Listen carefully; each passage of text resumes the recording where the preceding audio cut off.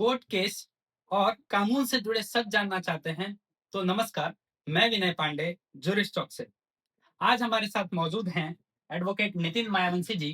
तो welcome sir. Thank you. आज हम कोर्ट की रियल स्टोरीज और लीगल रियलिटी जानेंगे। तो शुरू करें सर। बिल्कुल। सर, सबसे पहले मैं चाहूंगा कि आप अपना थोड़ा सा इंट्रोडक्शन दीजिए।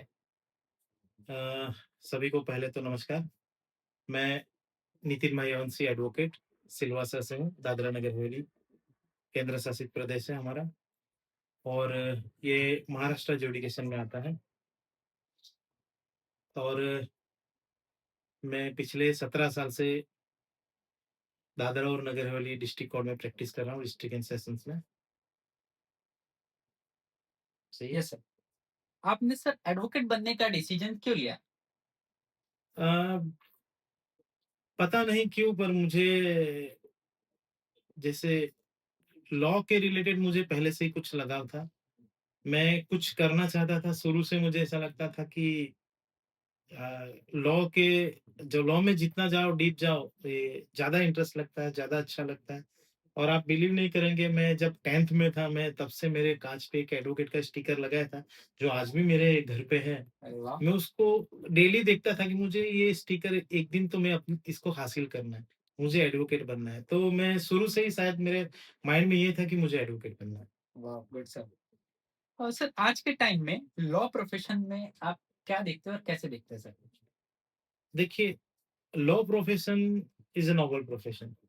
आप सब जानते हैं कि लॉ में काम करना एक अपने आप में एक आगे बढ़ने के लिए बहुत अच्छी जगह है। लॉ की जानकारी रखना और लॉ में काम करना दोनों में फ़र्क है। लेकिन एज़ अ प्रोफ़ेशन आप एडवोकेट बनते हो, तो आपको एक एक कहते हैं ना एक टीचर को उसके बुक के रिलेटेड नॉलेज होता है, एक डॉक्टर को पेशेंट के रिलेटेड, दवाइयों के रिलेटेड उसकी अपडेट होती है। जैसे सारे फ़ील्ड के लोगों को अपने-अपना फ़ील्ड का नॉलेज होता है। लेकिन मेरा मानना ऐसा है कि एक एडवोकेट को ऑलमोस्ट सारे फ़ील्ड का नॉलेज होता है।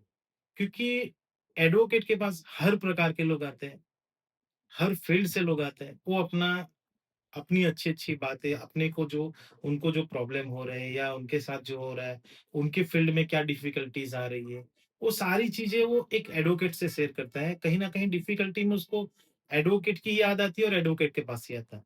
तो मैं एक एडवोकेट जो होता है मेरे हालाँकि मेरा 17 साल का प्रैक्टिस हो चुका है, तो 17 साल में मैं इतने लोगों से मिला हूँ कि पता नहीं कैसे पर वो लोग के हर फ़ील्ड के अलग-अलग लोगों से मिलने के बाद मुझे थोड़ा-थोड़ा हर हर फ़ील्ड का नॉलेज आता जाता है। तो ये प्रोफ़ेशन से मुझे बहुत अच्छा लगता है और इससे अपना ज्ञान बहुत बढ़ता है। ज़रूर सर।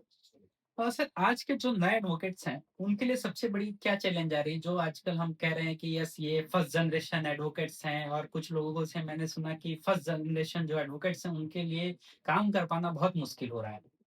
हाँ, फर्स्ट जनरेशन जो नई जनरेशन अभी आ रही है एडवोकेट में, तो इसकी सबसे बड़ी मेरा मानना है कि ये लोग कुछ सीखने से पहले कहते हैं ना कि बच्चा चलने से पहले दौड़ना चाह रहा है, तो बच्चा जब चलना सीखे तो दौड़ना आसान होता है। कुछ नए जूनियर आते हैं, कुछ जो आते हैं, वो इतने चलना सीखने से पहले दौड़ने की शुरुआत कर लेते हैं, तो वो डिफ़िकल्टीज़ उनको आएगी क्योंकि वो कोर्ट क्या है, क्लाइंट क्या है, क्या लॉ है, वो सब समझने में कम से कम अच्छा खासा एक टाइम देना पड़ता है। वो कहते हैं ना कि लॉ में आपको रम जाना पड़ेगा, आपको उतनी स्टडी करनी पड़ेगी, आपको सिर्फ़ स्टडी नहीं, एक्सपीरियंस भी लेना पड़ेगा, एक अच्छे सीनियर के पास आपको रहना पड़ेगा। आपको जानकारी मिलेगी, तो आप अच्छा कर पाओगे। जो न्यू कमर्स है, शायद बहुत सारे न्यू कमर्स आते हैं, तो उसको ऐसा लगता है कि चलो आई एम एडवोकेट मैंने सनद हासिल कर लिया है, तो मैं अर्न करना स्टार्ट कर दूँ। बट ऐसा नहीं होता है। आप डायरेक्ट अर्न करने जाओगे उससे पहले आपको लॉ का पता नहीं होगा तो आप बेसिक वर्क आप सीखोगे ही नहीं, तो काम करना आपके लिए मुश्किल हो सकता है। सर जो अगला सवाल है वो हमारे व्यूअर्स को बहुत बेनिफिट देगा। तो ज़्यादातर बच्चे क्या सोचते हैं कि हमने लॉ की डिग्री ले ली हुँ, और मैं एडवोकेट बन गया। हुँ, तो क्या ऐसा पॉसिबल है कि सिर्फ़ डिग्री से एक अच्छा एडवोकेट हम बन सकते हैं? बिल्कुल नहीं। देखिए मेरा पर्सनल ऐसा मानना है कि आप जो लॉ कॉलेज में पढ़ के आते हो, जो आप डिग्री लेकर आते हो, वो डिग्री और आप प्रैक्टिकल जो वर्क कर रहे हो, उसमें 80-20 का रेशियो है। आप जो लॉ कॉलेज में पढ़ के आते हो, वो आपको शायद प्रैक्टिकल वर्क में, वकालत में, एडवोकेसी में आपको वो 20% भी काम नहीं आता है।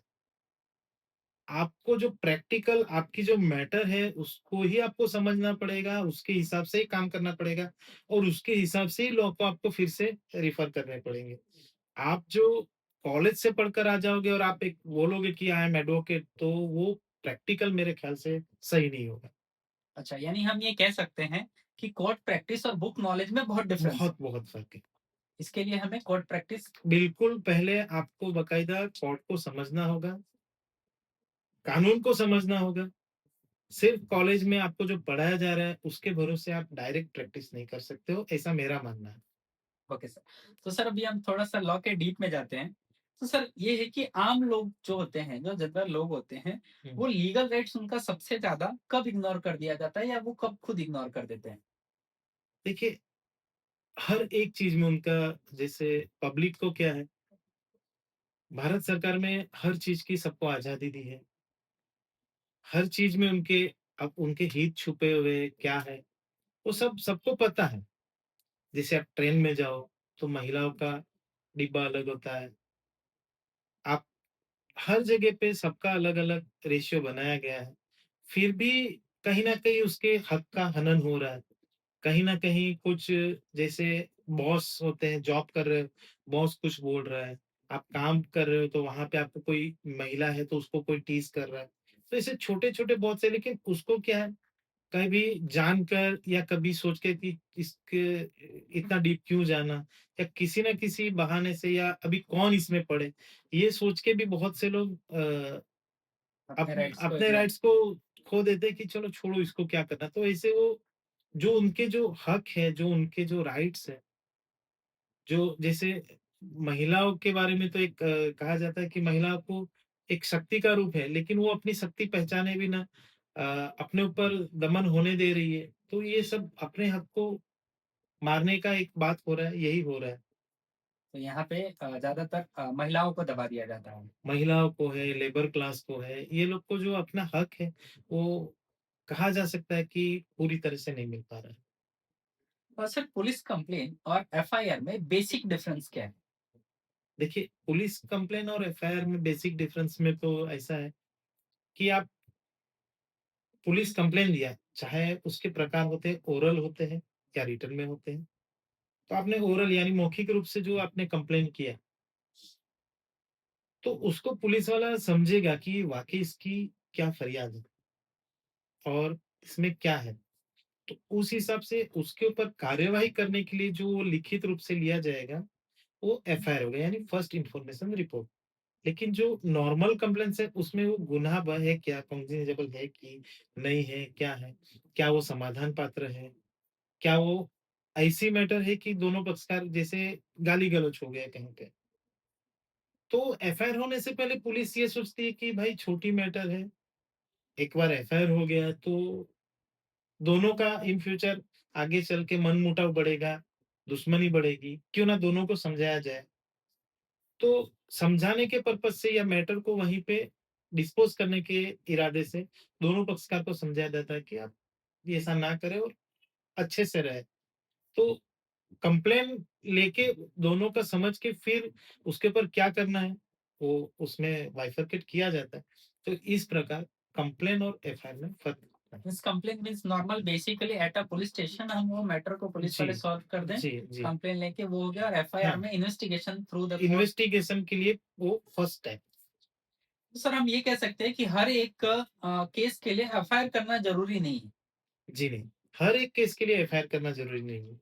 जैसे बहुत से मैटर ऐसे क्रिमिनल मैटर्स में भी आप जैसे सेक्शन 138 का एनआई एक्ट ले लीजिए, उसमें एफआईआर नहीं होता है, आप डायरेक्ट फाइल करिए। 420 के मैटर होते हैं, या कुछ ऐसे मैटर होते हैं जिसमें आप डायरेक्ट भी कोर्ट को फाइल कर सकते हो, उसमें एफआईआर की कोई ज़रूरत नहीं होती है। सर अगर पुलिस एफआईआर ना लिखे, तो एक आम जनता को क्या करना चाहिए? देखिए, अगर पुलिस एफआईआर ना लिखे या आपकी कंप्लेन ले और कोई कार्यवाही ना करे, तो आप डायरेक्ट कोर्ट को अप्रोच कर सकते हैं। आप कोर्ट को अर्जी लगा सकते हैं कि मैंने ये कंप्लेन दी है या मेरी ये फरियाद है, मुझे पुलिस से सपोर्ट नहीं मिल रहा है। तो कोर्ट उसका संज्ञान ले सकती है और कोर्ट ऑर्डर कर सकती है कि पुलिस को कि इसके ऊपर आप इंक्वायरी करिए और इसका हल निकालिए। फिर वो कोर्ट को लगेगा कि हाँ, इसमें वाक़ई इसमें ये गुनाह हुआ है और पुलिस ने नहीं लिया था, तो पुलिस को बता सकती है कि आप इसको आगे फर्दर में केस में कन्वर्ट करिए और आगे की उसको कार्यवाही की जाएगी। उस बेस पे फिर पुलिस स्टेशन में जी, एफआईआर दर्ज हो दर्ज जाती हो है। जाएगी। बहुत बढ़िया सर। और सर आजकल हम देख रहे हैं कि सोशल मीडिया का ट्रेंड बहुत ज़्यादा है और हम टेक्नोलॉजी में भी बहुत आगे आ गए जी। हैं। हुँ, बट हम ये भी देख रहे हैं कि उसमें लीगल केसेस भी बहुत ज़्यादा लाइक फ्रॉड आ गए या किसी ने किसी का हुँ, प्राइवेसी वायलेट कर दिया। हुँ। तो ऐसे केसेस कैसे आ रहे हैं? क्या कितना इंक्रीज़ हुआ है सर? देखिए, ये 2 कारण हैं इसके खास तो। एक तो सोशल मीडिया में हमारा ज़्यादा क्रेज़ है। हम कुछ खा रहे हैं तो भी सोशल मीडिया पे पोस्ट कर रहे हैं। हम कहीं घूमने भी जा रहे हैं। एक वाक़या तो ऐसा भी हुआ था कि किसी ने वो सोशल मीडिया पे पोस्ट किया कि with family we are going to tour, we are going on tour. तो वो सब फैमिली टूर पे निकल गए और रिटर्न जब आए तो पता चला कि घर पे ताला टूटा है, चोरी हो चुकी है। यानी ऑलरेडी चोर को पता चल हाँ, गया कि घर तो में कोई है आप नहीं। एक तरह से चोर को भी बता रहे हो कि मैं ये सब करके मैं बंद करके जा रहा हूँ, तो you are most welcome. Invite. Invite कर रहे हो आप चोर को, तो ये भी हो रहा है। तो सोशल मीडिया में आपको सब खुद ही समझना चाहिए कि आपको क्या पोस्ट करना चाहिए, क्या नहीं पोस्ट करना चाहिए और कैसे आपके कपड़े, कैसा आपका रहन-सहन, वो भी आप कभी-कभी ज़्यादा गलत तरीके से भी पोस्ट कर लेते हो, तो उससे भी आपको बचना चाहिए।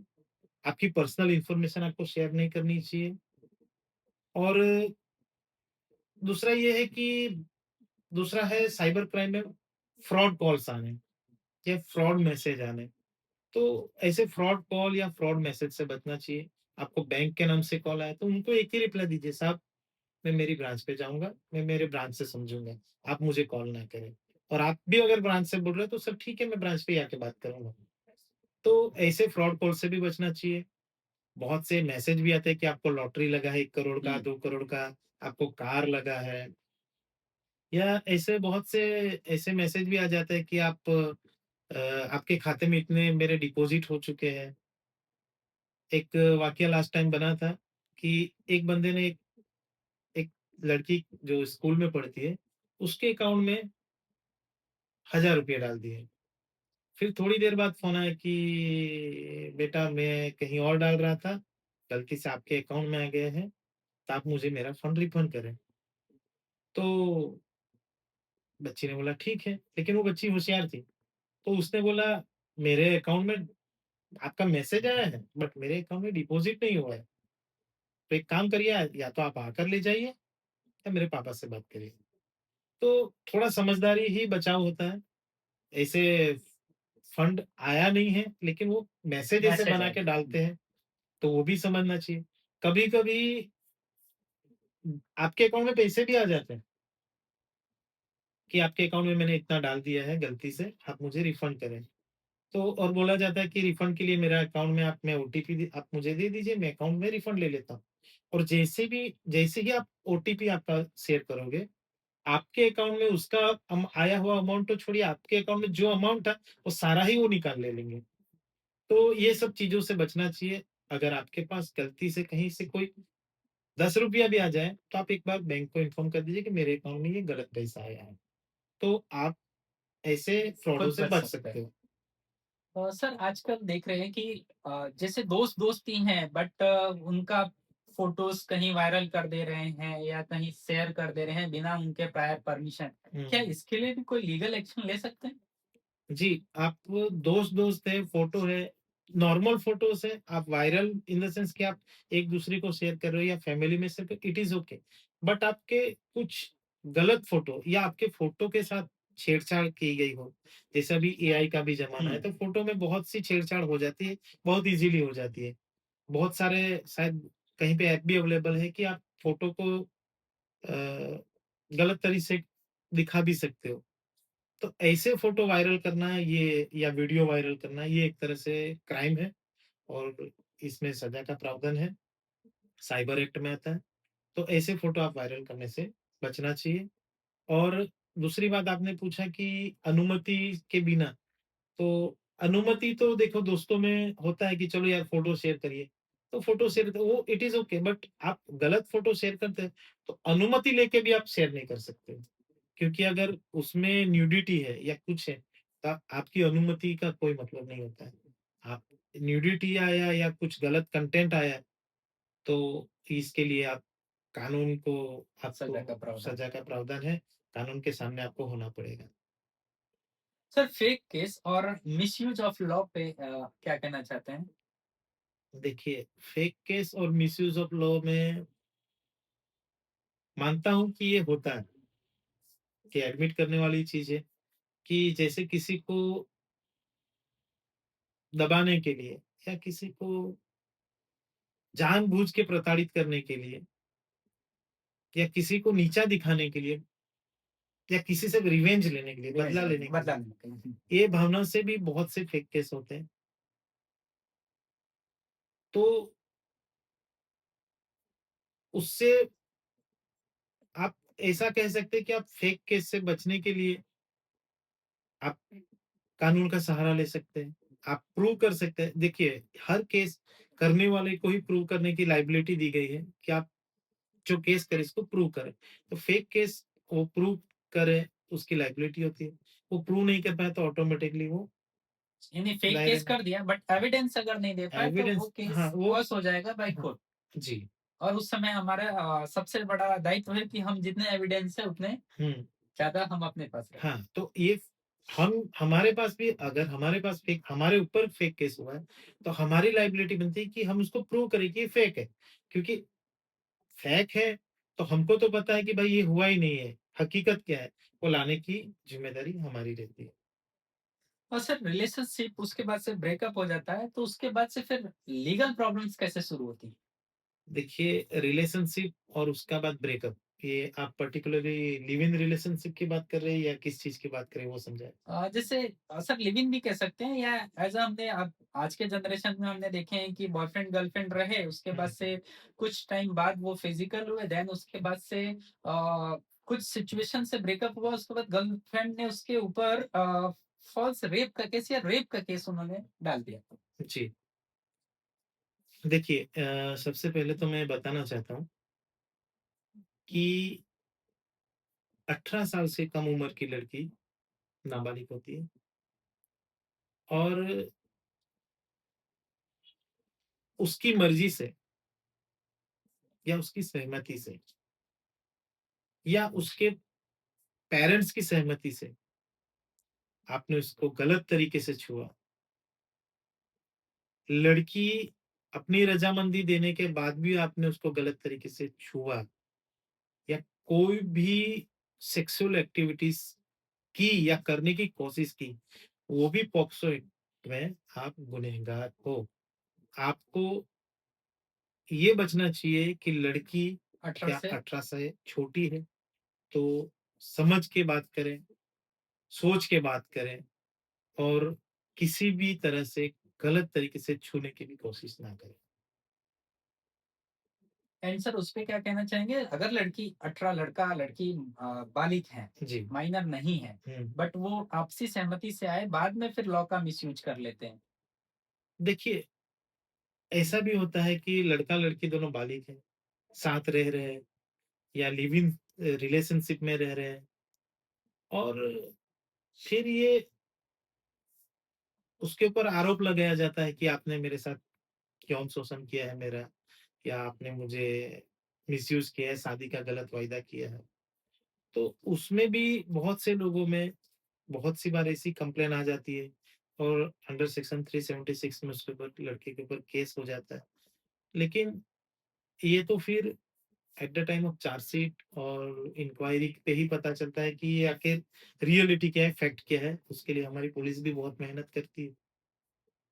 और दूसरा एक आपका एक इसमें क्वेश्चन नहीं है पर मैं बता दूँ कि लड़का-लड़की अपनी मर्ज़ी से साथ रहते हैं और इस सिचुएशन में अगर बच्चा पैदा हो जाता है, हाँ, तो बच्चे का कानूनी ज़िम्मेदारी दोनों पेरेंट्स, दोनों जो व्यक्ति है, दोनों की है, लड़का और लड़की दोनों लड़की की। की। अगर वो दोनों हस्बैंड वाइफ नहीं है, फिर भी उस बच्चे के लीगल माँ-बाप है, तो उस कंडीशन में दोनों को उस बच्चे की ज़िम्मेदारी निभाना ही है।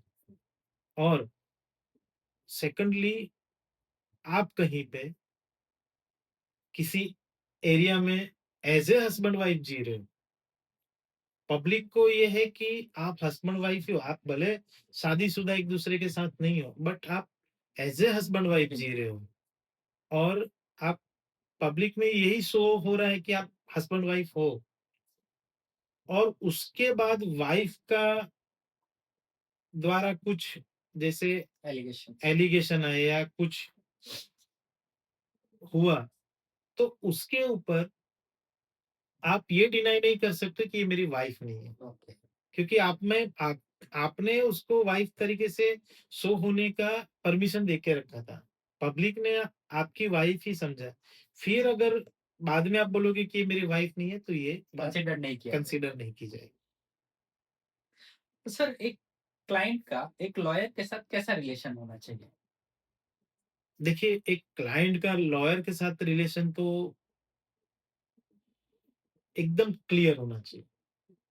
क्लाइंट जितना क्लियर अपने लॉयर के साथ, अपने एडवोकेट के साथ रहेगा और उसकी केस की जो वास्तविकता लॉयर को बताएगा, तभी वो एडवोकेट अच्छे से अच्छा काम उस काम कार्य पे, उस मैटर पे कर पाएगा। अच्छा, यानी हम मैं ये कह सकता हूँ कि एक क्लाइंट को हर एक चीज़ अपने एडवोकेट के साथ शेयर करनी चाहिए, बिल्कुल, चाहे वो उसकी गलती ही क्यों ना हो। क्यों ना हो। यानी एक जैसे पेशेंट एक हुँ, डॉक्टर को सब कुछ शेयर जी। करता है वैसे ही। जैसे मैटर के बारे में सच्चाई क्या है? वाक़ई क्या बना हुआ था और वाक़ई क्या हुआ था? ये पूरी हकीकत अगर वो क्लाइंट जान रहा है, तो उसे अपने एडवोकेट से नहीं छुपाना चाहिए। उसे अपनी सारी बातें खुलकर एडवोकेट को बता देनी चाहिए कि सर मेरा ये है और मुझे आप इसमें से बाहर निकालो। तो ही वो एडवोकेट उस क्लाइंट के साथ सही में अच्छा काम कर सकता है। और सर एज़ एडवोकेट क्या हर केस जीतना ज़रूरी है? देखिए, हर एडवोकेट जीतने के लिए लड़ता है। तो वो तो यही कहेगा कि हाँ, हर केस जीतना चाहिए और वो मेहनत करता है। एडवोकेट सोचता है, केस के बारे में सब कुछ समझता है। तो हर एडवोकेट का यही प्रयास होता है कि वो जीते और अपने क्लाइंट को न्याय दिलाए। सर आज एआई का जनरेशन है। मुझे पता है कि बहुत से सारे लोग एआई यूज़ कर रहे हैं, गूगल यूज़ कर रहे हैं। हुँ। तो क्या ऐसा केस के ड्यूरेशन केस के टाइम पे क्या कोई क्लाइंट ऐसी गलती कर देता है जिससे केस वीक पड़ जाता है? क्योंकि लोग अपना भी नॉलेज लेके आ जाते हैं उसमें। देखिए, एआई का ज़माना है, फिर भी एआई के बारे में मैं बता दूँ कि एआई में बहुत सारी त्रुटियाँ हैं, बहुत सारी खामियाँ हैं। एआई संपूर्ण नहीं है। तो जैसे यूट्यूब देख के हम तैरना नहीं सीख सकते हाँ, या किताब में पढ़ के हम खुद का ऑपरेशन नहीं कर सकते। हम खुद डॉक्टर नहीं बन सकते। तो एक वकील है, तो उसको वकील का काम करने दीजिए। आप आपका नॉलेज लीजिए, लेकिन वो नॉलेज का एडवोकेट के साथ शेयर करिए कि सर मेरे जानकारी में ऐसा है, इसमें ऐसा है, क्या हम ये कर सकते हैं? लेकिन आप ही सही हो, ये चीज़ एडवोकेट पे थोपनी नहीं चाहिए, नहीं तो वो एआई का ज्ञान आपके ही खिलाफ चला जाएगा, अच्छा, यानी वहाँ पे केस वीक पड़ जाता है। वीक पड़ जाएगा। अच्छा, यानी हम ये कह सकते हैं कि आधा अधूरा नॉलेज बहुत खतरनाक होता है। आधा ज्ञान सबके लिए हानिकारक होता है। ठीक है सर। लॉ स्टूडेंट्स को कोर्ट के लिए कौन से क्या कैसा या कैसे प्रिपेयर होना चाहिए?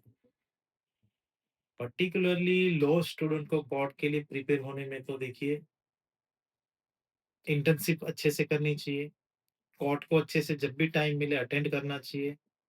कोर्ट क्या है उसको समझना चाहिए। कोर्ट की भाषा क्या है वो समझना चाहिए। कोर्ट की भाषा इन द सेंस कि आप उसमें कौन-सी लैंग्वेज चल रही है वो नहीं, कोर्ट किस वे में काम करता है। कोर्ट का कैसे काम करने का तरीका है, वो सबको आप समझेंगे ना, उसको अटेंड करेंगे, एक्सपीरियंस लेंगे तो ही आपको अच्छे से समझ में आएगा।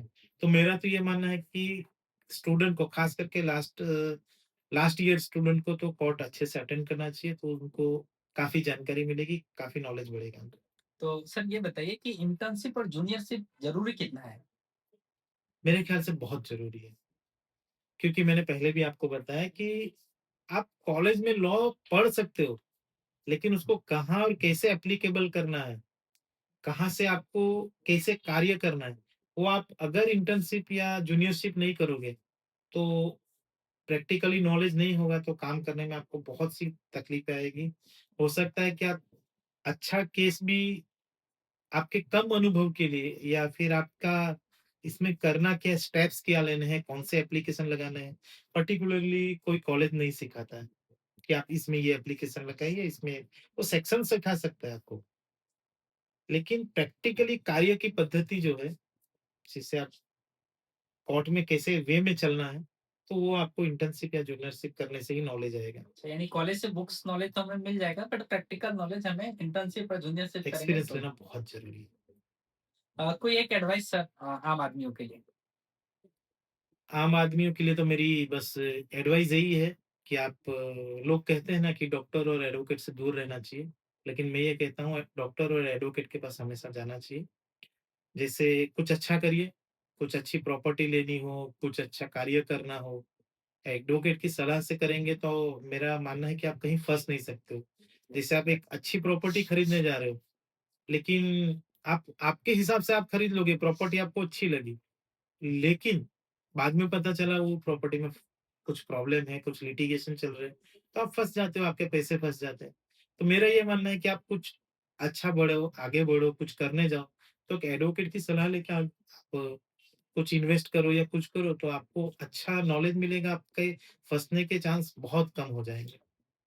सर कोई एक ऐसा मिस्टेक बताइए जो क्लाइंट करते हैं बट वो क्लाइंट को अवॉइड करना चाहिए, यानी कोई ऐसा मिस्टेक जो क्लाइंट को अवॉइड करे, क्लाइंट अवॉइड क्लाइंट करे। जान कभी-कभी क्लाइंट अपने आप को इतना ज्ञानी समझते हैं और वो अपनी ही एक थ्योरी लेके चलते हैं और वो उस थ्योरी के चक्कर में उनको जो बताना है एडवोकेट को वो भी नहीं बताते। वो सब अच्छा-अच्छा निकाल-निकाल के खुद ही पॉइंट निकाल लेते हैं और वही अपने एडवोकेट को बताया कि साहब ये है, ये है, ये इसके ऊपर मुझे काम करना है। तो उससे बचना चाहिए क्लाइंट को। क्लाइंट को जो है अपने एडवोकेट को सब बता देना चाहिए। उसको उसमें से क्या फ़िल्टर करना है वो एडवोकेट पे छोड़ देना चाहिए। यानी अगर वही ज़्यादा स्मार्ट बनेंगे देन कोर्ट में जाके प्रॉब्लम क्रिएट बाद होती में है। फँसेंगे। बाद में फिर स्मार्ट केस। बनिए लेकिन और स्मार्ट मत बनिए। करेक्ट। सर आम लोग अगर लीगल प्रॉब्लम में सबसे पहले क्या करना चाहिए? अगर आम लोग लीगल प्रॉब्लम में फँस जाते हैं तो उनको सबसे पहले क्या करना चाहिए? देखिए आम लोग अगर लीगल प्रॉब्लम में फँस जाएँ तो वो सबसे पहले एक अच्छे एडवोकेट से मिलें, अच्छे एडवोकेट से उसकी सलाह लें और आप अगर फाइनेंशियली वीक हो और आप एडवोकेट भी हायर नहीं कर पा रहे हो, तो आप कोर्ट में जा सकते हैं। कोर्ट से आप सरकारी वकील से मिल सकते हैं या नालसा-डालसा के द्वारा अपॉइंट किए हुए एडवोकेट से आप सलाह कर सकते हैं और उनसे अपनी आपकी जो भी डिफ़िकल्टी है उसकी सलाह ले सकते हैं। ये नालसा-डालसा फ्री में फ्री ऑफ कॉस्ट आपको सलाह दे सकता है। ठीक है सर। सर व्यूअर्स के लिए एक लास्ट लीगल मैसेज आपका। देखिए आपने मेरा सुना ही है कि मैंने आपको बता ही दिया पहले भी। व्यूअर्स के मैं इतना ही कहता हूँ कि कानून का सम्मान करें, कानून के साथ चलें और हो सके उतना क्राइम रेशियो को कम करने की कोशिश करें और जितना भी हो आपको कहीं भी लगता है कि कहीं कुछ प्रॉब्लम है, तो आप एडवोकेट से पूछिए, पुलिस से पूछिए और कानून कभी अपने हाथ में ना लें। आपको कोई भी डिफ़िकल्टी हो, कुछ भी हो, एक बार स एडवोकेट से सलाह-मशवरा ज़रूर करें। धन्यवाद सर, आपने अपना समय निकाला और हमें कानून के बारे में इतनी सारी जानकारी दी। सो दोस्तों, अगर ये आपको पॉडकास्ट अच्छा लगा हो तो हमारे चैनल को लाइक करें, सब्सक्राइब करें और शेयर करें। धन्यवाद। Thank you.